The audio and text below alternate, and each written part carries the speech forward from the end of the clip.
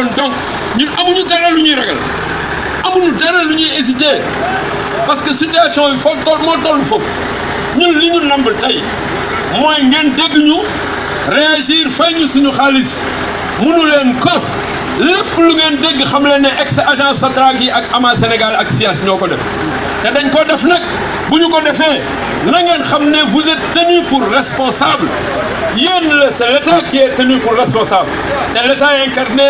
par l'institution suprême mooy Bassirou Diakhar Diomaye Faye nga xam ne bii xale bu tuuti la boo ma nee seetaan ñi nga xam ne ñii tey buñ ko doon xool dina am ñoo xam ne ñii sa moroomu maam lañu ñoo xam ne ñii sa moroomu wayjur lañu ñoo xam ne ñii sa moroomi nijaay lañu ñoo xam ne ñoo la mag fuuf man laa jur ñuy traîner nii ci mbedd mi di daanu devant les gens parce que l'État leur doit wax dëgg yàlla Bassirou Diomaye Diakhar Faye ñu ngi lay wax ne mu ngi bëgg a ñaaw mu ngi lay wax ne mu ngi bëgg a ñaaw ndax nag lii jomb na ci deru Sénégal jomb na ci deru Sénégal bu ñu doon ay militaire tey ay anciens combattants la ñuy doon bu fekkoonte ne da ngaa demoon ci IPRES tey fii koo fi xool rek koo fi xool carte IPRES am lay gën di ko tàllal ñu di leen traiter de ce genre vraiment c'est indu lii jekkul lii jaaduwul te dootuñu taxaw dootuñu noppi ndawi bu ni dañ ñoo fay. Sur liquidité de l'État on doit pouvoir payer des dettes de 8 milliards lañu wax sàccuñu ko lebuñu ko yalwaanuñu ko dañu koy réclamer dañ koo liggéey boo xam ne bii defoon nañ ne fii képp ku fi nekk rek yaakaaroon nga ne waa ex agence Sotrac ak Ama état dina wax ak ñoom bala ñoo Tabaski ndax dañoo am détresse stressé amuñu tuñu fu ñu jëm ñii dof ñii gàddaay ñii bàyyi ñoog seen i doom ñii bàyyi ñu ak seen ay jabar lu ñu war a def wala ñoo la xar ci ko dañoo war a rendre hommage à nos morts lu ñu war a def wala ñoo la xar ci ko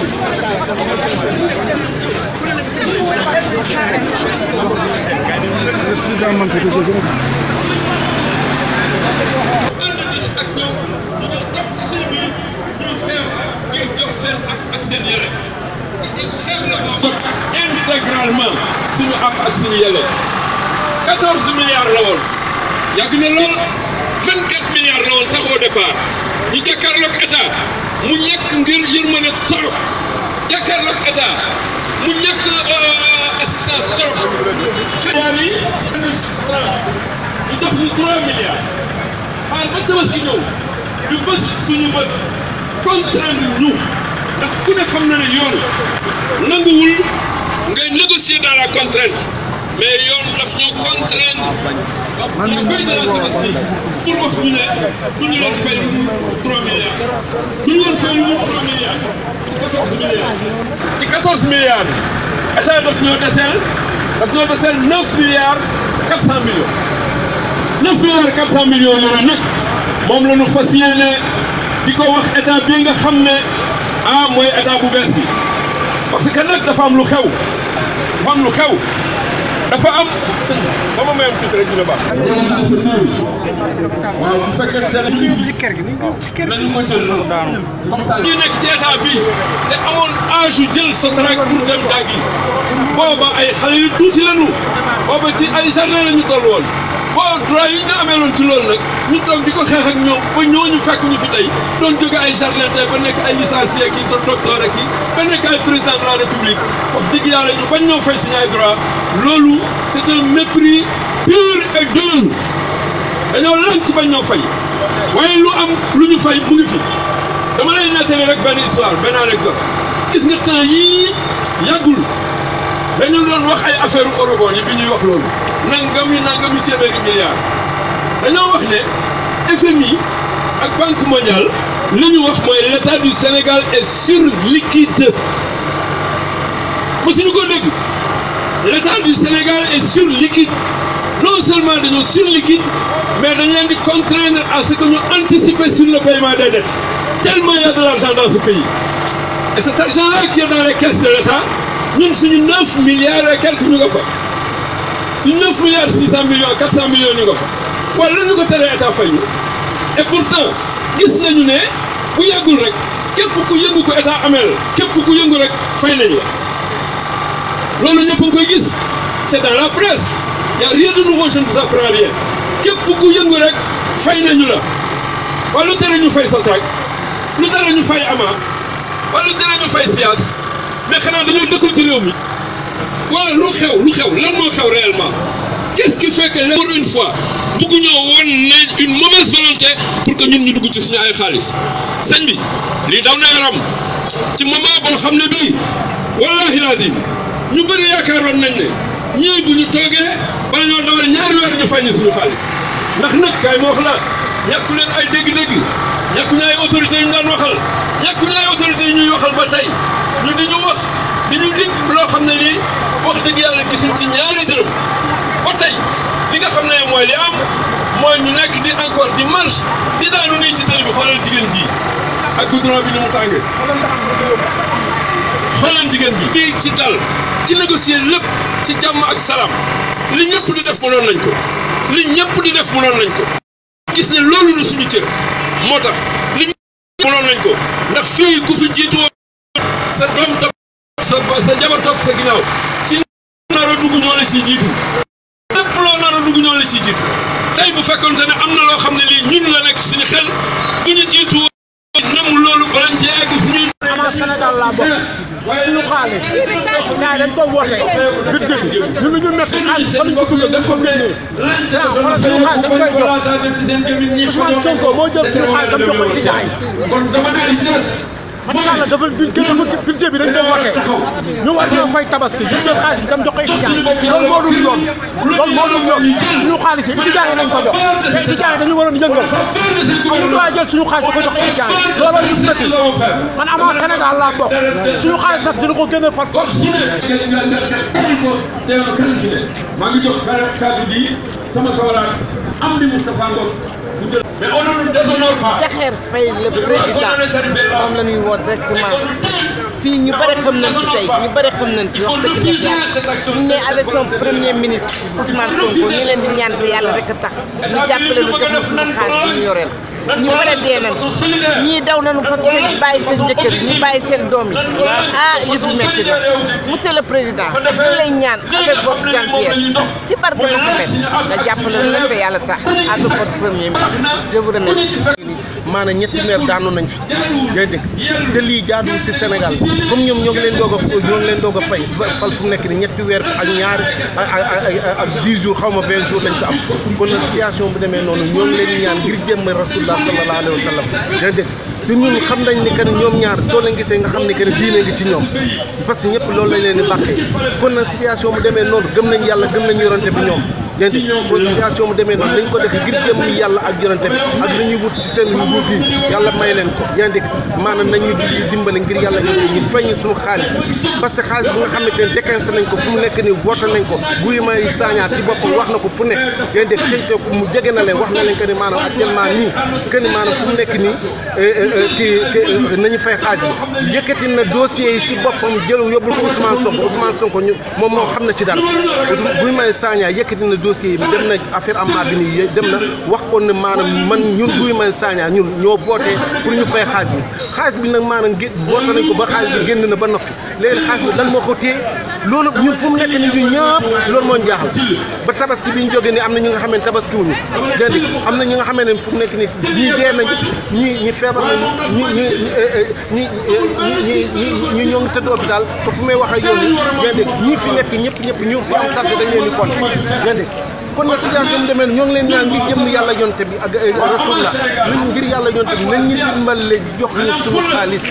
jënd xaalis bi motu leen dara parce que ñoom fu mu nekk ni ci état ay milliards de milliards les jeunes lii nag dañ koo jël maanaam état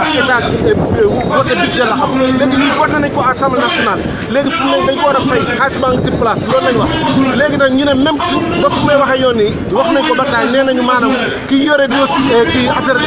xaalis bi nii maanaam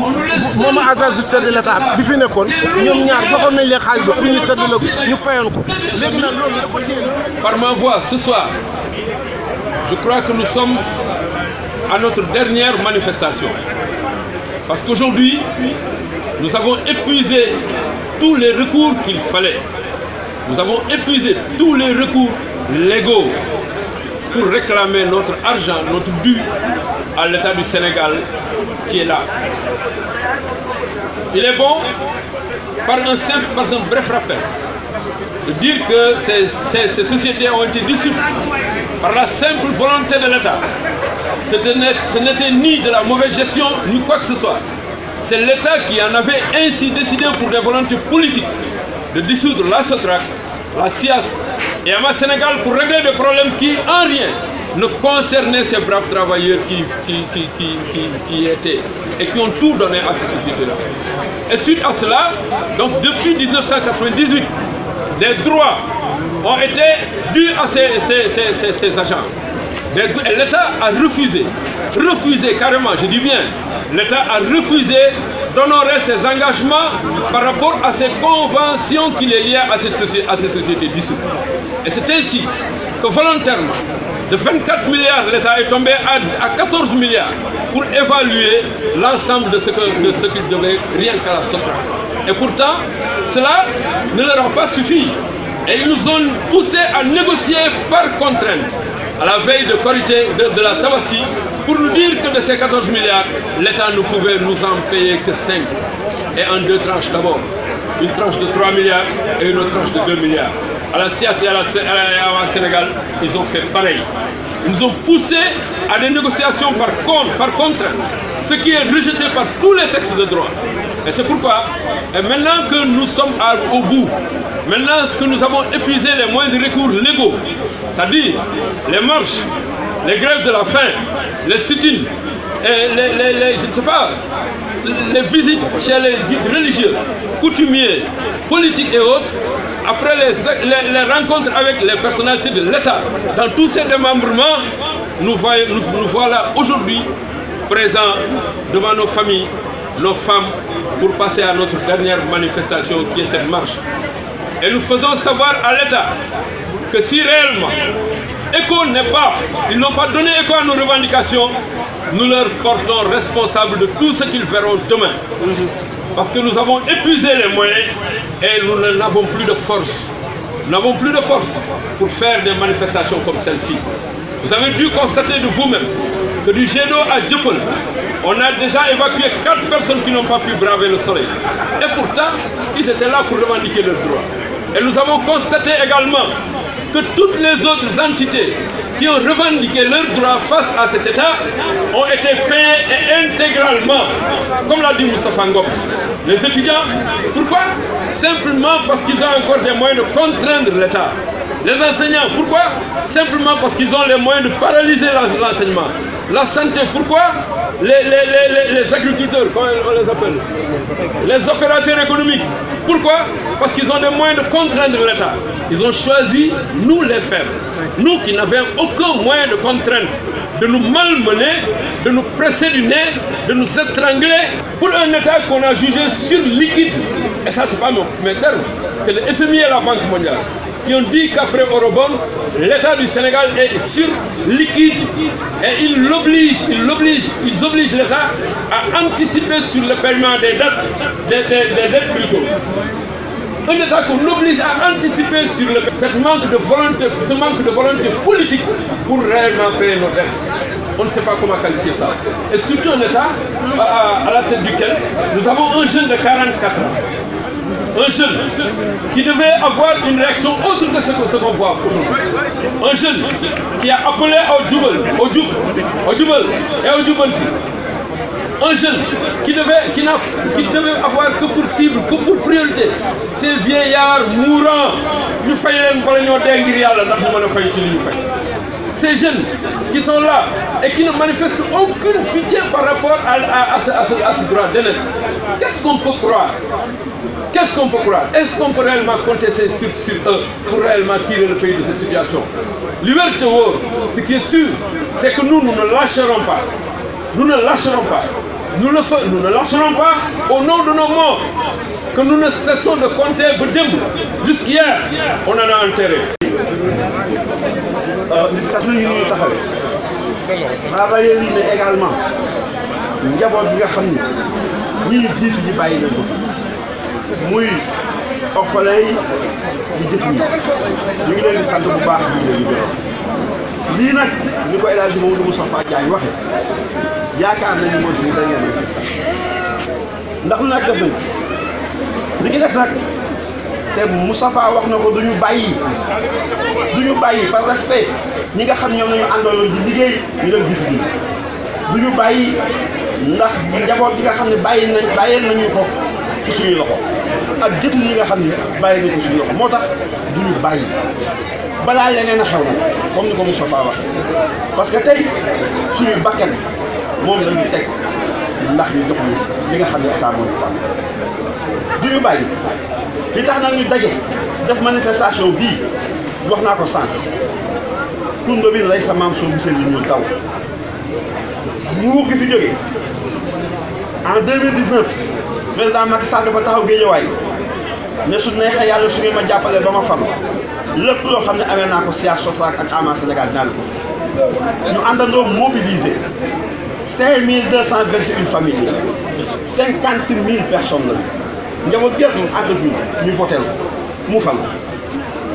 ñun ñëpp ñu yaakaar ne bala ñoo am ñaari weer sax ñu fay waaye ñu toog rek di xaar président Macky Sall ñu jël 50 milliards defare ko nee na réflexion publique administrative jël 50 milliards defare ko arène nationale jël 100 milliards defare ko cité nee na cité des ministres ca jam ñaajo ñu toog rek mu jël jabari ambassadeurs yi ku ci nekk mu la fay 500 000 francs par mois ñoo xam ni gowuñu yàttuñu fikkiwuñu fasuñu pour l'état du Sénégal bàyyi fii les braves travailleurs yi nga xam ni ñoom ñoo fondement cette nation là bi nga xam ne ci la ñu nekk tey muy Sotrac le transport daan leen yóbbu ñoom ñuy jàngi muy SIAS daan nettoyé ba nga xam ni kenn feebarul ñëpp tey ñu ngi nekk en bonne santé ba mën a yore tey réew ñu bàyyi ñu jël 120 milliards def ko jaay autoroute ciment ak ban fàtte ñu toog nag ba nguuram di jeex ñu xam ne kii duñu fay ñu mobilisé wu nag nekk benn bokk ndey bokk bàyyi jëlee leen fi topp ci ginnaaw ba suñu fay mii nga xam ne moom la ñu fal tey ak Ousmane Sonko bi nga xam ne tey mooy le premier ministre ñu yaakaar ne la Abdou Diouf fa Macky Sall jaaroon xëy na ñi di fi jaar waaye nag yëg ñu alerté xot di ko bala ngaa lakk rek. doxu ñaxtu parce que yaakaar nañ ci moom solution bi moom moo ko yor kon ci fan yu néew na ñu ngi koy toog di ko déglu di ko yaakaar si boobu ak gouvernement di ko dénkuwaat ñaar muy habitats sociaux yi nga xam ne ñu ngi koy dund di ko joxe nañ ci boole Sotrac boole si SIAS boole si AMA Sénégal ñaar yooyu daal laay dénk monsieur le président de la république di gërëm ñëpp di sant ñëpp di kontaan. regroupement bi ñu ngi ko taxawal depuis 2021 bañ koy taxawal nag dañoo sonn lamb tay loolu moo tax ñu taxawal ko te xam ni xeex xale moo koy def malgré que nag suñuy papa ak suñuy maam même la ñu yoreel xaalis moo tax ñu jël suñu décision dajale xale yi nga xam ñoo nekk Sénégalais plus de 2000 personnes yi nga xamante ne ay xale lañ